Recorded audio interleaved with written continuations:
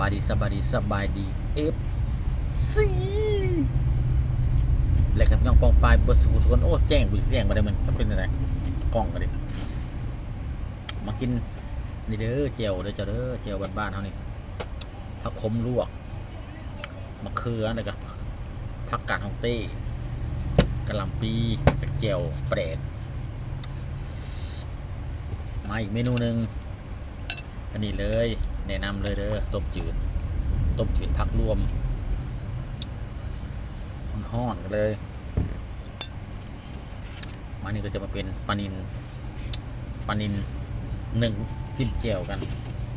แล้วก็ตามมาด้วยไข่ไก่ต้มมาเลยลุยเลย